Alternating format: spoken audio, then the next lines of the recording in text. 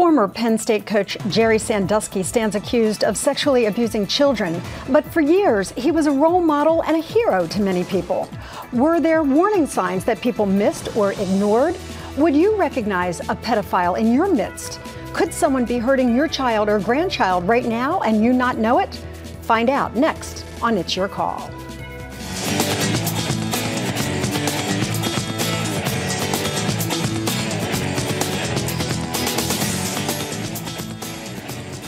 You have seen his face on the news for weeks now, have heard him give an interview to NBC News explaining how he enjoys the company of young people. Maybe you even knew him through his many years of association with Penn State or with the Second Mile. But now, as he faces dozens of child molestation charges, Jerry Sandusky is the new face of an alleged pedophile. Did people know it and ignore it, or was everyone fooled? Could you be being fooled by someone you know right now? Well, we're using this Penn State sex scandal as a teachable moment to hopefully prevent that from ever happening.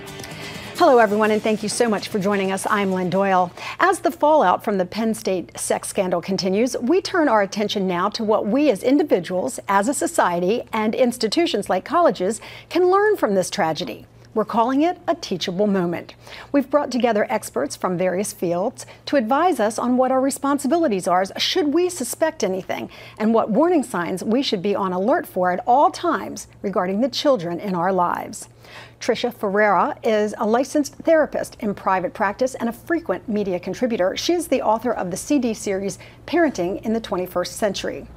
Dr. James Pedigo is the medical director of the Joseph J. Peters Institute, which is the oldest agency in the nation that treats both sex offenders and the victims of sex offenders.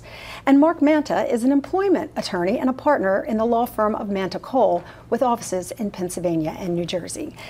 I thank you all for being with us on a very difficult topic.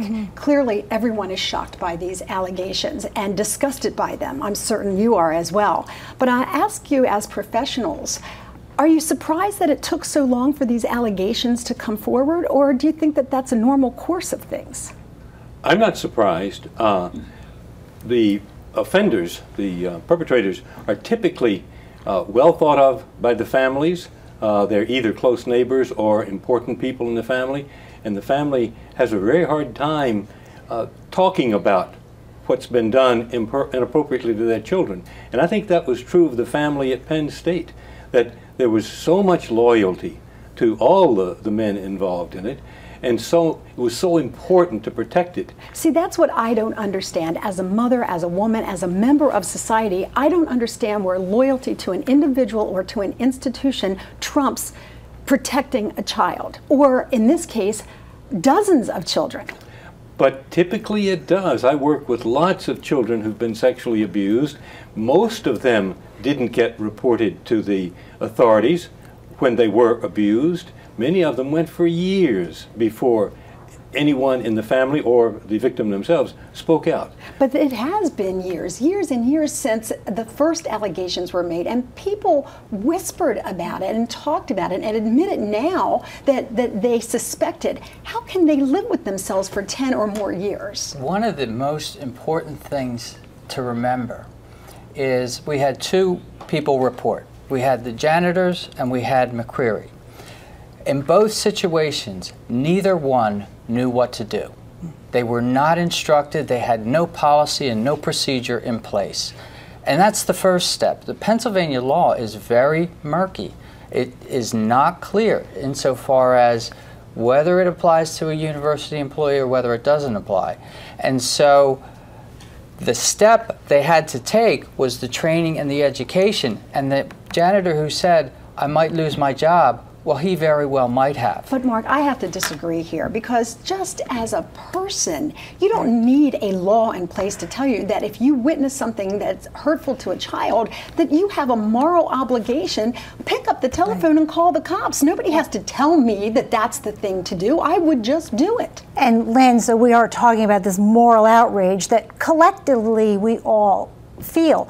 But sociologically, what we know is that there is such a thing as circumstantial morality.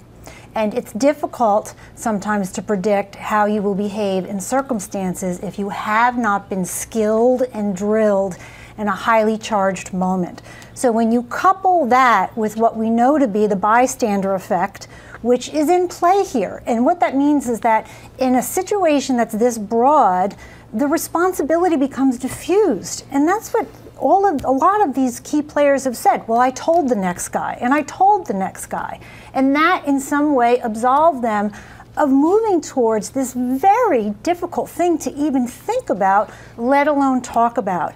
And I think Jim can attest to, it really has not been until the past couple of decades that we have had the language to even talk about these situations. But that's the thing that upsets me about this, is that, you know, we can talk about circumstantial morality and, you know, putting certain laws in place and whether or not we as bystanders felt awkward about bringing this to the attention. But think of all the children that may have been abused in that decade since this one incident that we know about, and heaven knows about how many other incidents there are. Yeah, I think that's accurate. And I think that it's really hard for people who are involved in this to look the way you're talking about. That they don't tend to look outside and take care of the children. They tend to take care of the family, or in this case, the institution, and do only what they're really required to do.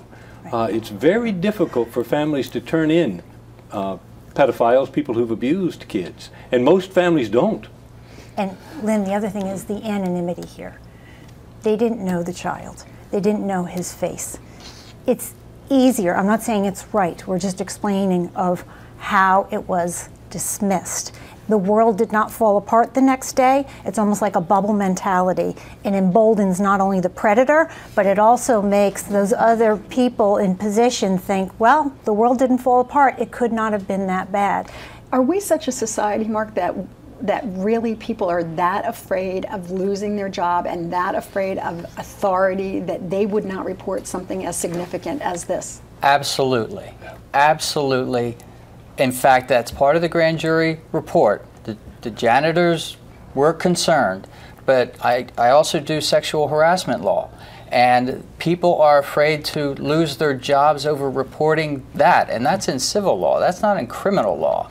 So the law has to protect those who are reporting it, and unfortunately the Pennsylvania law is not that clear on that. So in this particular case, using this Mike McQuarrie as an example, he did what he thought was the right thing and told the next person up.